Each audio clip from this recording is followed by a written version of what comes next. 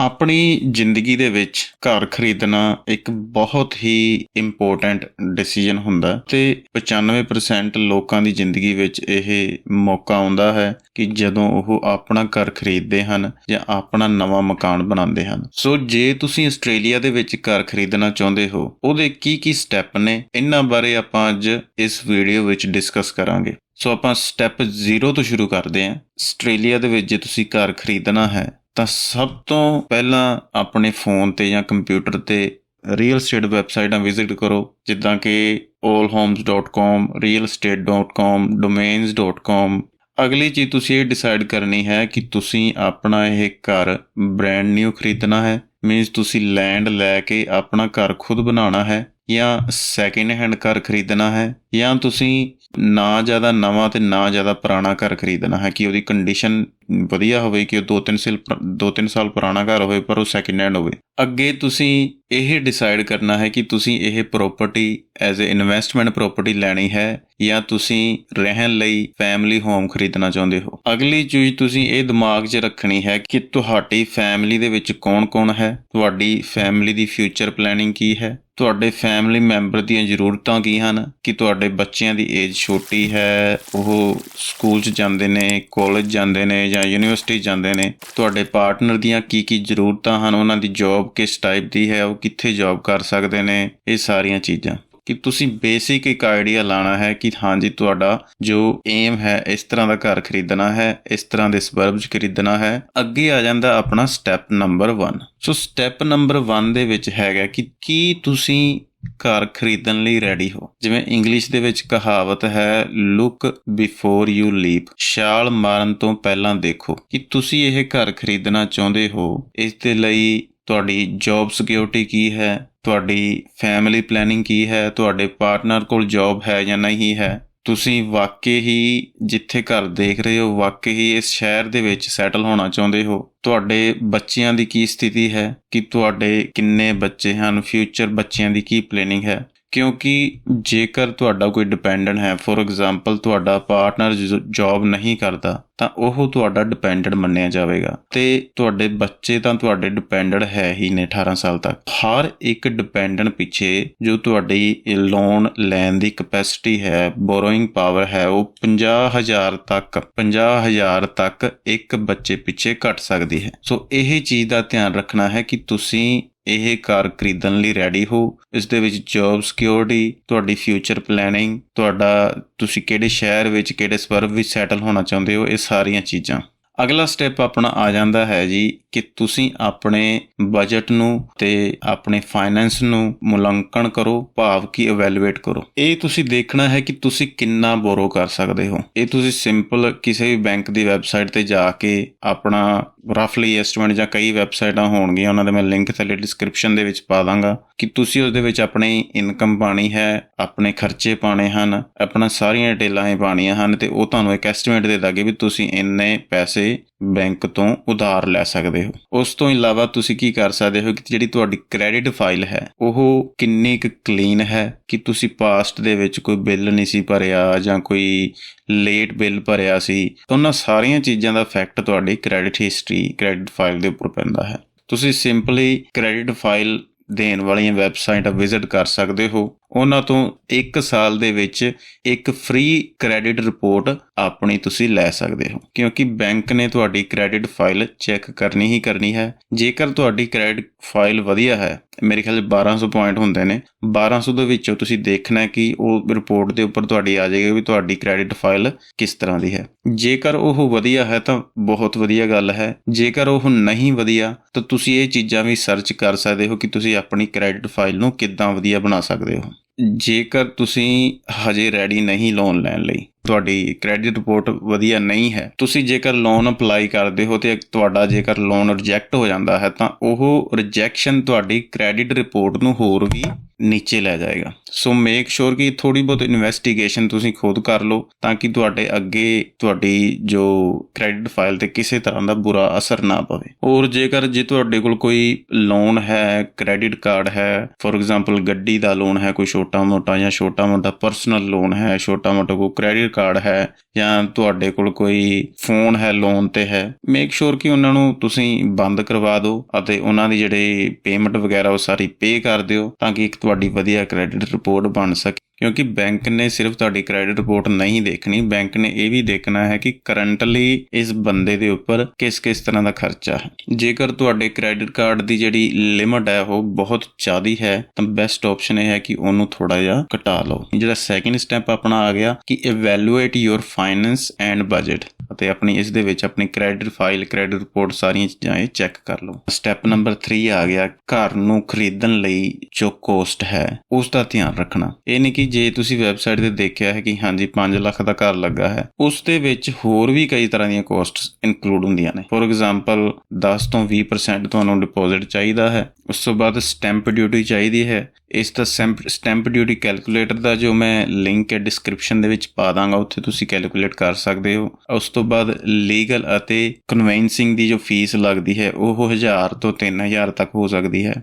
ਜੇਕਰ ਤੁਹਾਡੇ ਕੋਲ ਡਿਪੋਜ਼ਿਟ 20% ਤੋਂ ਘੱਟ ਹੈ ਤਾਂ ਤੁਹਾਨੂੰ LMI ਲੈਂਡਰ ਮੋਰਗੇਜ ਇੰਸ਼ੋਰੈਂਸ ਲੈਣਾ ਪਏਗਾ, ਅਤੇ ਜੋ ਲੈਂਡਰ ਮੋਰਗੇਜ ਇੰਸ਼ੋਰੈਂਸ ਹੈ ਉਸ ਦੇ ਉੱਪਰ ਵੀ ਇੰਟਰਸਟ ਪੈਂਦਾ ਹੈ। ਸੋ ਇਹ ਚੀਜ਼ ਧਿਆਨ ਰੱਖਣੀ ਪਏਗੀ। ਉਸ ਤੋਂ ਬਾਅਦ ਜੇਕਰ ਤੁਸੀਂ ਘਰ ਸੈਕਿੰਡ ਹੈਂਡ ਖਰੀਦ ਰਹੇ ਹੋ ਤਾਂ building and pest inspection the cost ਹੋਏਗੀ 500 ਤੋਂ ਲੈ ਕੇ 1000-1500 ਤੱਕ ਵੀ ਜਾ ਸਕਦੀ ਹੈ। ਉਸ ਤੋਂ ਬਾਅਦ ਹੋਰ ਵਾਧੂ ਦੀਆਂ ਕੋਸਟਾਂ, ਜਿੱਦਾਂ ਕਿ ਤੁਹਾਡੇ ਫਿਊਚਰ ਦੇ ਵਿੱਚ ਅੱਗੇ ਕੋਈ ਔਨਗੋਇੰਗ ਮੋਰਗੇਜ ਰੀਪੇਮੈਂਟਸ ਹੋਣਗੀਆਂ, ਤੁਹਾਡੇ ਇਲੈਕਟ੍ਰਿਸਿਟੀ ਦਾ bill, water bill, gas bill ਇਹ ਹੋਏਗਾ, ਤੁਹਾਡੀ ਮੂਵਿੰਗ ਦੇ ਉੱਪਰ ਜਿਹੜੀ ਕੋਸਟ ਲੱਗੇਗੀ, ਕਾਉਂਸਲ ਦੇ ਰੇਟ ਲੱਗਣਗੇ। ਜੇ ਤੁਸੀਂ ਅਪਾਰਟਮੈਂਟ ਜਾਂ ਟਾਊਨ ਹਾਊਸ ਲੈ ਰਹੇ ਹੋ ਤਾਂ ਸਟਰਾਟਾ ਦੀ ਜੋ ਫੀਸ ਲੱਗੇਗੀ। ਉਸ ਤੋਂ ਬਾਅਦ ਜਿਹੜਾ ਤੁਹਾਡਾ ਹੋਮ ਐਂਡ ਕੰਟੈਂਟ ਇੰਸ਼ੋਰੈਂਸ ਹੋਏਗਾ, ਮੋਰਗੇਜ ਪ੍ਰੋਟੈਕਸ਼ਨ ਇੰਸ਼ੋਰੈਂਸ ਹੋਏਗਾ। ਜੇਕਰ 5 ਲੱਖ ਦਾ ਘਰ ਹੈ ਤਾਂ ਇਹ ਉੱਪਰ ਵਾਲੀਆਂ ਕੋਸਟ ਨੂੰ ਆਪਣੇ ਧਿਆਨ ਵਿੱਚ ਜ਼ਰੂਰ ਰੱਖਣਾ। ਉਸ ਤੋਂ ਇਲਾਵਾ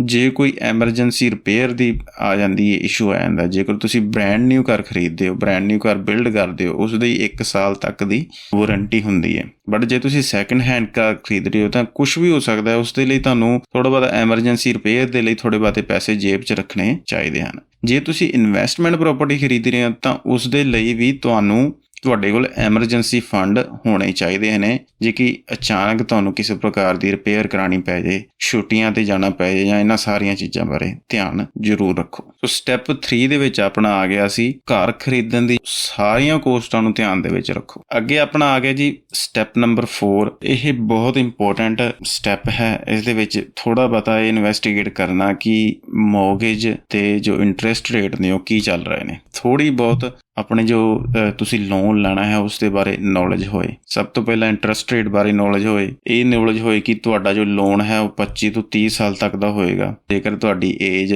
50+ ਹੈ, 45+ ਹੈ ਤਾਂ ਇਹ ਚੀਜ਼ ਦਾ ਧਿਆਨ ਰੱਖਣਾ ਕਿ ਹੋ ਸਕਦਾ ਤੁਹਾਡੇ ਲੋਨ ਦੀ ਜੋ ਟਰਮ ਹੈ ਉਸ ਦੇ ਉੱਪਰ ਇਫੈਕਟ ਪਏ, ਕਿਉਂਕਿ ਬੈਂਕ ਵਾਲਿਆਂ ਨੇ ਤੁਹਾਡੀ ਰਿਟਾਇਰਮੈਂਟ ਏਜ ਤੱਕ ਤੁਹਾਡੀ ਟਰਮ ਸੈਟਅਪ ਕਰਨੀ ਹੁੰਦੀ ਹੈ। ਇਹ ਧਿਆਨ ਰੱਖਣਾ ਕਿ ਤੁਸੀਂ ਜਿਹੜਾ ਲੋਨ ਲਿਆ ਹੈ ਉਸ ਦੇ ਵਿੱਚ ਤੁਸੀਂ ਰੀਡਰੋ ਕਰਾ ਸਕਦੇ ਹੋ ਫੰਡ ਕਿ ਨਹੀਂ ਕਰਾ ਸਕਦੇ ਹੈਗੇ, ਤੇ ਜੇ ਤੁਸੀਂ ਅਰਲੀ ਪੇਮੈਂਟ ਕਰਦੇ ਹੋ ਉਸ ਦੀਆਂ ਕੀ ਕੰਡੀਸ਼ਨਸ ਨੇ, ਉਸ ਦੀ ਕੋਈ ਪੈਨਲਟੀ ਤੇ ਨਹੀਂ ਪੈਂਦੀ।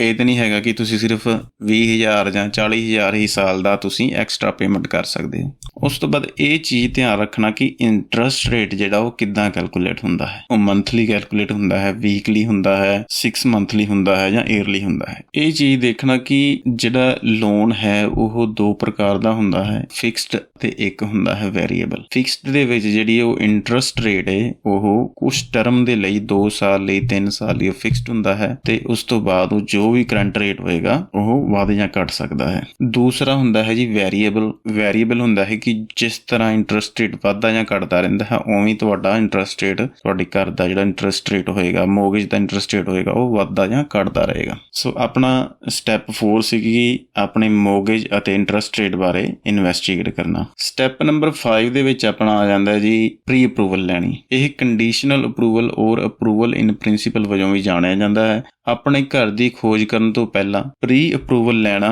ਬਹੁਤ ਹੀ ਵਧੀਆ ਸਟੈਪ ਹੈ। ਇਹ ਤੁਹਾਨੂੰ ਇੱਕ ਆਈਡੀਆ ਦੇ ਦੇਗਾ ਕਿ ਹਾਂਜੀ ਮਤਲਬ ਇੰਨੇ ਕੁ ਦਾ ਮੈਂ ਘਰ ਦੇਖ ਸਕਦਾ ਹਾਂ। ਤੁਹਾਡਾ ਜੋ ਲੈਂਡਰ ਹੋਏਗਾ ਜਾਂ ਬੈਂਕ ਹੋਏਗਾ ਉਸਨੂੰ ਜੋ ਵੀ ਤੁਸੀਂ ਆਪਣੇ ਡਿਟੇਲਾਂ ਦਿਓ ਕਿ ਇੰਨੀ ਮੇਰੀ ਇਨਕਮ ਹੈ, ਇੰਨੇ ਮੇਰੇ ਖਰਚੇ ਹਨ, ਇੰਨੇ ਮੇਰੇ ਡਿਪੈਂਡੈਂਟ ਹਨ, ਇਸ ਤਰ੍ਹਾਂ ਦੇ ਮੇਰੇ ਕੋਲ ਕ੍ਰੈਡਿਟ ਕਾਰਡ ਹਨ, ਇਸ ਤਰ੍ਹਾਂ ਦੇ ਮੇਰੇ ਕੋਲ ਹੋਰ ਖਰਚੇ ਹਨ, ਇਹਨਾਂ ਸਾਰੀਆਂ ਡਿਟੇਲਾਂ ਨੂੰ ਲੈ ਕੇ ਤੁਹਾਡਾ ਬੈਂਕ ਤੁਹਾਨੂੰ ਇੱਕ ਰਫ ਐਸਟੀਮੇਟ ਦੇ ਦੇਗਾ ਵੀ ਇੰਨੇ ਤੱਕ ਦਾ ਤੁਸੀਂ ਲੋਨ ਖਰੀਦ ਸਕਦੇ ਹੋ। ਸੋ ਸਟੈਪ ਨੰਬਰ 5 ਸੀ ਕਿ ਪ੍ਰੀ ਅਪਰੂਵਲ ਲੈ ਲੈਣਾ। ਸਟੈਪ ਨੰਬਰ 6 ਦੇ ਵਿੱਚ ਇਹ ਦੇਖਣਾ ਕਿ ਤੁਸੀਂ ਕਿਸ ਤਰ੍ਹਾਂ ਦੀ ਪ੍ਰਾਪਰਟੀ ਖਰੀਦਣੀ ਹੈ, ਕਿਸ ਤਰ੍ਹਾਂ ਦੇ ਸਬਰਬ ਵਿੱਚ ਖਰੀਦਣੀ ਹੈ। ਕਿ ਤੁਸੀਂ ਸਿੰਗਲ ਹੋ, ਜੇਕਰ ਤੁਸੀਂ ਸਿੰਗਲ ਹੋ ਤਾਂ ਤੁਸੀਂ ਸਟੂਡੀਓ ਅਪਾਰਟਮੈਂਟ ਦੇ ਵਿੱਚ ਵੀ ਗੁਜ਼ਾਰਾ ਕਰ ਸਕਦੇ ਹੋ, ਤਾਂ ਤੁਸੀਂ ਟਾਊਨ ਹਾਊਸ 'ਚ ਵੀ ਐਡਜਸਟ ਕਰ ਸਕਦੇ ਹੋ। ਮੈਰਿਡ ਹੋ ਜਾਂ ਤੁਹਾਡੇ ਬੱਚੇ ਹਨ, ਜੇ ਤੁਹਾਡੀ ਫੈਮਿਲੀ ਵੱਡੀ ਹੈ ਤਾਂ ਤੁਹਾਨੂੰ ਘਰ ਲੈਣਾ ਪਏਗਾ, ਜਾਂ ਤੁਹਾਡਾ ਬਜਟ ਜ਼ਿਆਦਾ ਹੈ ਤੇ ਤੁਸੀਂ ਵੱਡੀ ਪ੍ਰਾਪਰਟੀ ਖਰੀਦਣੀ ਚਾਹੁੰਦੇ ਹੋ, ਏਕਰੇਜ ਖਰੀਦ ਸਕਦੇ ਹੋ। ਤੇ ਦੂਸਰਾ ਨੰਬਰ, ਤੁਸੀਂ ਕਿਸ ਤਰ੍ਹਾਂ ਦੇ ਸਬਰਬ ਦੇ ਵਿੱਚ ਪ੍ਰਾਪਰਟੀ ਖਰੀਦਣਾ ਚਾਹੁੰਦੇ ਹੋ। ਤੁਸੀਂ ਥੋੜੀ ਹਲਚਲ ਵਾਲੇ ਸਬਰਬ 'ਚ ਪ੍ਰਾਪਰਟੀ ਖਰੀਦਣਾ ਚਾਹੁੰਦੇ ਹੋ, ਜਾਂ ਤੁਸੀਂ ਵਧੀਆ ਕਮਿਊਨਿਟੀ 'ਚ ਖਰੀਦਣਾ ਚਾਹੁੰਦੇ ਹੋ, ਜਾਂ ਉੱਥੇ ਜਿੱਥੇ ਸਾਰਾ ਕੁਝ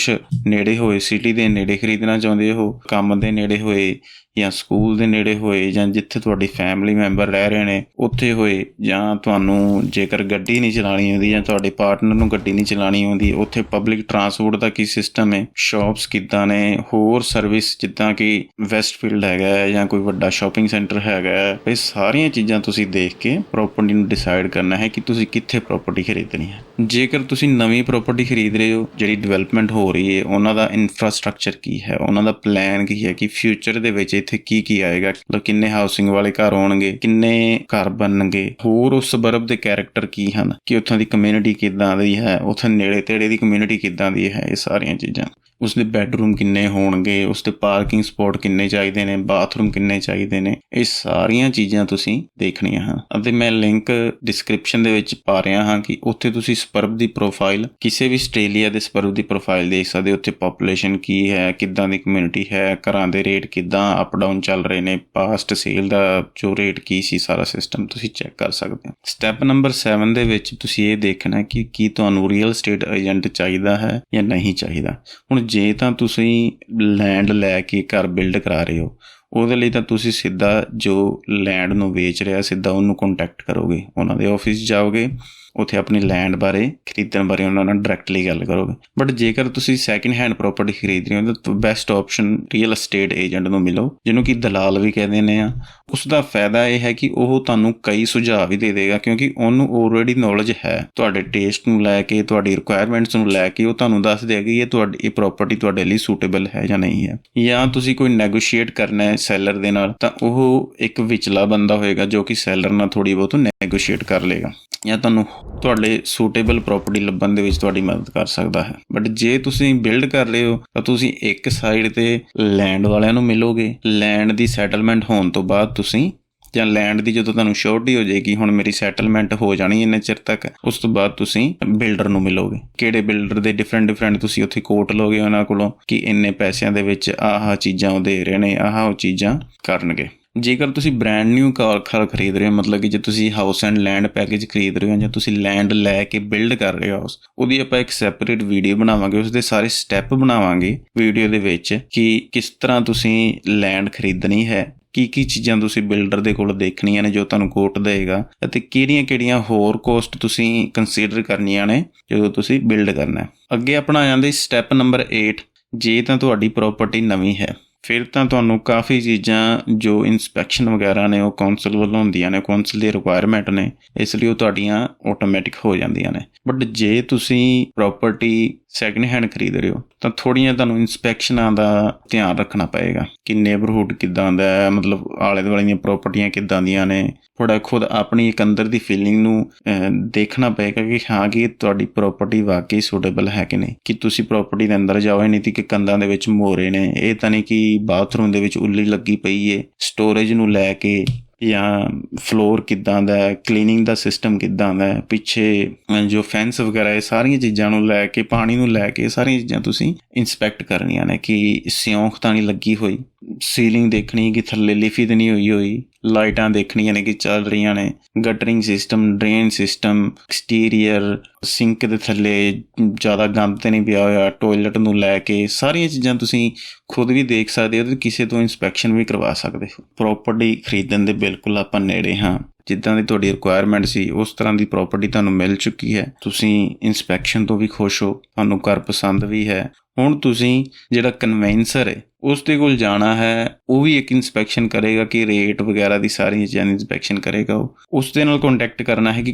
ਕੰਟਰੈਕਟ ਰੈਡੀ ਕਰਦਾ ਹੈ, ਜੋ ਕਿ ਸੈਲਰ ਅਤੇ ਤੁਹਾਡਾ ਇੱਕ ਵਿਚਲਾ ਬੰਦਾ ਹੁੰਦਾ ਹੈ। ਦੋਨਾਂ ਦਾ ਜੋ ਕੰਟਰੈਕਟ ਹੈ ਲੀਗਲੀ ਤੌਰ ਤੇ ਬਾਈਂਡ ਕਰ ਦਿੰਦਾ ਹੈ। ਕੰਟਰੈਕਟ ਦੋਵਾਂ ਪਾਰਟੀਆਂ ਦੇ ਵਿੱਚ ਐਕਸਚੇਂਜ ਕਰ ਦੇਗਾ ਅਤੇ ਜੋ ਰਿਕੁਆਇਰਮੈਂਟ ਹੋਏਗੀ ਉਹ ਕਰਕੇ ਆਪਣਾ ਤੁਸੀਂ ਪ੍ਰਾਪਰਟੀ ਦੇ ਮਾਲਕ ਬਣ ਜਾਓਗੇ। ਫੋਰ ਐਗਜ਼ਾਮਪਲ ਕਿ ਉਹ ਤੁਹਾਡੀਆਂ ਦੋਵਾਂ ਪਾਰਟੀਆਂ ਦੇ ਨੇਮ ਲਿਖੇ ਹੋਣਗੇ ਕੰਟਰੈਕਟ ਦੇ ਵਿੱਚ, ਪ੍ਰਾਪਰਟੀ ਦਾ ਐਡਰੈਸ ਲਿਖਿਆ ਹੋਏਗਾ, ਪ੍ਰਾਈਸ ਲਿਖਿਆ ਹੋਏਗਾ, ਟਰਮ ਐਂਡ ਕੰਡੀਸ਼ਨ ਲਿਖੀਆਂ ਹੋਣਗੀਆਂ ਜਾਂ ਡੇਟ ਆਫ ਸੈਟਲਮੈਂਟ ਲਿਖੀ ਹੋਏਗੀ, ਸਟੈਂਪ ਡਿਊਟੀ ਨੂੰ ਲੈ ਕੇ ਲੋਨ ਨੂੰ ਲੈ ਕੇ ਸਾਰੀਆਂ ਚੀਜ਼ਾਂ ਤੁਹਾਡੀਆਂ ਕਨਵੈਂਸਰ ਥੋੜ੍ਹੀ ਬਹੁਤ ਮਦਦ ਕਰ ਦੇਗਾ। ਆਪਣਾ ਹੁਣ 9th ਸਟੈਪ ਤੱਕ ਆਪਾਂ ਕਨਵੈਂਸਰ ਨੂੰ ਮਿਲ ਕੇ ਆਪਾਂ ਪ੍ਰੋਪਰਟੀ ਖਰੀਦ ਚੁੱਕੇ ਹਾਂ। ਹੁਣ ਆਪਾਂ ਅਗਲੇ ਦੇਖਣਾ ਕਿ ਹੁਣ ਪ੍ਰੋਪਰਟੀ ਦੇ ਵਿੱਚ ਮੂਵ ਹੋਣਾ ਹੈ। ਉਸ ਦੇ ਲਈ ਆਪਣੇ electricity account, gas account, water account, ਇਹਨਾਂ ਸਾਰੀਆਂ ਚੀਜ਼ਾਂ ਨੂੰ ਅਰੇਂਜ ਕਰਨਾ ਪਏਗਾ। ਆਪਾਂ ਨੂੰ ਜੇ ਮੂਵਿੰਗ ਦੀ ਲੋੜ ਹੈ, ਆਪਾਂ ਨੂੰ ਇੱਕ ਮੂਵਰ ਜਾਂ ਖੁਦ ਟਰੱਕ ਹਾਇਰ ਕਰਕੇ, ਵੈਨ ਹਾਇਰ ਕਰਕੇ ਆਪਣਾ ਸਮਾਨ ਮੂਵ ਕਰਨਾ ਪਏਗਾ। ਇਹ ਚੀਜ਼ਾਂ ਅਰੇਂਜ ਕਰਨੀਆਂ ਪੈਣਗੀਆਂ। ਜਾਂ ਜੇ ਤੁਹਾਨੂੰ ਪ੍ਰੋਪਰਟੀ ਨਹੀਂ ਪਸੰਦ, ਤੁਸੀਂ ਆਪਣਾ ਖੁਦ ਕਲੀਨਰ ਇੱਕ ਵਾਰੀ ਅਰੇਂਜ ਕਰ ਸਕਦੇ ਹੋ। ਤੁਸੀਂ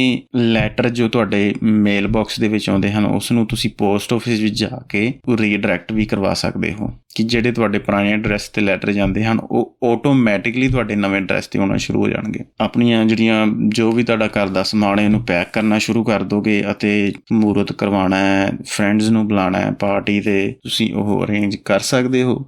ਇਸ ਤਰ੍ਹਾਂ ਤੁਸੀਂ ਆਸਟ੍ਰੇਲੀਆ ਦੇ ਵਿੱਚ 10 ਸਟੈਪ ਦੇ ਵਿੱਚ ਘਰ ਖਰੀਦ ਸਕਦੇ ਹੋ। ਹੁਣ ਅੱਗੇ ਇੱਕ ਚੀਜ਼ ਆਉਂਦੀ ਹੈ ਫਸਟ ਹੋਮ ਬਾਇਰ ਗ੍ਰਾਂਟ। ਇੱਕ ਤਾਂ ਇਹ ਹਰ ਇੱਕ ਸਟੇਟ ਦੇ ਵਿੱਚ ਡਿਫਰੈਂਟ ਹੈ। ਕਿਸੇ ਸਟੇਟ ਦੇ ਵਿੱਚ 15,000 ਹੈ, ਕਿਸੇ ਦੇ ਵਿੱਚ 10,000 ਹੈ, ਕਿਸੇ ਦੇ ਮੇਰੇ ਖਿਆਲ 'ਚ 25,000, ਮੈਨੂੰ ਪਤਾ ਨਹੀਂ ਹੈਗੀ ਕਿ ਨਹੀਂ। So different state different first home buyer grant ਦਿੰਦੇ ਨੇ। ਉਹ ਸਟੇਟ ਟੂ ਸਟੇਟ ਡਿਪੈਂਡ ਕਰਦੀ ਹੈ। ਇਸ ਦੇ ਲਈ ਇਸ ਦੀ ਮੇਨ ਕੰਡੀਸ਼ਨ ਇਹ ਹੈ ਆਸਟ੍ਰੇਲੀਆ ਦੇ ਵਿੱਚ ਕਿ ਤੁਸੀਂ ਪਹਿਲਾਂ ਕੋਈ ਪ੍ਰਾਪਰਟੀ ਦੇ ਮਾਲਕ ਨਹੀਂ ਹੋਣੇ ਚਾਹੀਦੇ ਜਾਂ ਤੁਹਾਡਾ ਪਾਰਟਨਰ ਪਹਿਲਾਂ ਪ੍ਰਾਪਰਟੀ ਦਾ ਕੋਈ ਮਾਲਕ ਨਹੀਂ ਹੋਣਾ ਚਾਹੀਦਾ। ਦੂਸਰਾ ਨੰਬਰ ਇਹ ਕਿ ਤੁਸੀਂ ਇਹ ਜੋ ਫਸਟ ਹੋਮ ਬਾਇਰ ਗ੍ਰਾਂਟ ਹੈ ਪ੍ਰਾਪਰਟੀ ਲੈਣ ਦੇ 12 ਮਹੀਨਿਆਂ ਦੇ ਅੰਦਰ ਤੁਸੀਂ ਇਹਨੂੰ ਲੌਂਚ ਕਰਨਾ ਹੈ। ਜ਼ਿਆਦਾਤਰ ਕੀ ਹੁੰਦਾ ਹੈ ਕਿ ਜੋ ਬ੍ਰੋਕਰ ਹੈ, ਜੇ ਤੁਸੀਂ ਬ੍ਰੋਕਰ ਥਰੂ ਜਾ ਰਹੇ ਹੋ ਤਾਂ ਬ੍ਰੋਕਰ ਹੀ ਤੁਹਾਡੇ ਬਿਹਾਫ ਤੇ ਇਹ ਲੌਂਚ ਕਰ ਦੇਗਾ ਤੇ ਸਿੱਧੇ ਪੈਸੇ ਤੁਹਾਡੇ ਬੈਂਕ ਨੂੰ ਹੀ ਚਲੇ ਜਾਂਦੇ ਨੇ ਫਸਟ ਹੋਮ ਬਾਇਰ ਗ੍ਰਾਂਟ ਤੇ ਉਹ ਤੁਹਾਡੇ ਉਸ ਦੇ ਵਿੱਚੋਂ ਡਿਡਕਟ ਹੋ ਜਾਣਗੇ ਜੋ ਤੁਹਾਡਾ ਲੋਨ ਹੋਏਗਾ। ਜੇ ਤੁਸੀਂ ਖੁਦ ਆਪਣੇ ਕੋਲ ਲੈਣਾ ਚਾਹੁੰਦੇ ਹੋ ਤਾਂ ਤੁਸੀਂ ਫਸਟ ਹੋਮ ਬਾਇਰ ਗ੍ਰਾਂਟ, ਮੈਂ ਲਿੰਕ ਥੱਲੇ ਡਿਸਕ੍ਰਿਪਸ਼ਨ ਦੇ ਵਿੱਚ ਪਾ ਦੇਣਾ, ਤੁਸੀਂ ਇਹ ਵੈਬਸਾਈਟ ਵਿਜ਼ਿਟ ਕਰਕੇ ਤੁਸੀਂ ਫਾਰਮ ਲੌਂਚ ਕਰ ਸਕਦੇ ਹੋ। ਇਹ ਸੀ ਆਪਣੀ ਆਸਟ੍ਰੇਲੀਆ ਦੇ ਵਿੱਚ ਘਰ ਖਰੀਦਣ ਦੇ 10 ਸਟੈਪ। ਜੇ ਤੁਹਾਡੇ ਮਨ ਦੇ ਵਿੱਚ ਕਿਸੇ ਵੀ ਪ੍ਰਕਾਰ ਦਾ ਕੋਈ ਕੁਐਸਚਨ ਹੈ ਤਾਂ ਤੁਸੀਂ ਕਮੈਂਟ ਦੇ ਵਿੱਚ ਲਿਖ ਕੇ ਆਪਣਾ ਕੁਐਸਚਨ ਪੁੱਛ ਸਕਦੇ ਹੋ। ਬਹੁਤ ਹੀ ਈਜ਼ੀ ਪ੍ਰੋਸੈਸ ਹੈ। ਸਾਰੀਆਂ ਚੀਜ਼ਾਂ ਸਟੈਪ ਟੂ ਸਟੈਪ ਹੁੰਦੀਆਂ ਰਹਿੰਦੀਆਂ ਨੇ। ਪਤਾ ਵੀ ਨਹੀਂ ਲੱਗਦਾ ਤੁਸੀਂ ਕਦੋਂ ਘਰ ਦੇ ਮਾਲਕ ਬਣ ਜਾਂਦੇ ਹੋ। ਬਹੁਤ ਹੀ ਖੁਸ਼ੀ ਵਾਲਾ ਪਲ ਹੁੰਦਾ ਹੈ ਜਦੋਂ ਤੁਸੀਂ ਆਪਣੇ ਘਰ ਦੇ ਵਿੱਚ ਪੈਰ ਰੱਖਦੇ ਹੋ। ਬਹੁਤ ਬਹੁਤ ਧੰਨਵਾਦ। ਆਪਾਂ ਇੱਕ ਨਵੀਂ ਵੀਡੀਓ ਲੈ ਕੇ ਨਵੇਂ ਟੌਪਿਕ ਤੇ ਜਲਦ ਹੀ ਤੁਹਾਨੂੰ ਮਿਲਾਂਗੇ। ਉਦੋਂ ਤੱਕ ਆਪਣਾ ਖਿਆਲ ਰੱਖਿਓ, ਖੁਸ਼ ਰਹੋ ਤੇ ਅੱਗੇ ਵਧਣ ਦੇ ਯਤਨ ਕਰਦੇ ਰਹੋ। ਸਤਿ ਸ੍ਰੀ ਅਕਾਲ।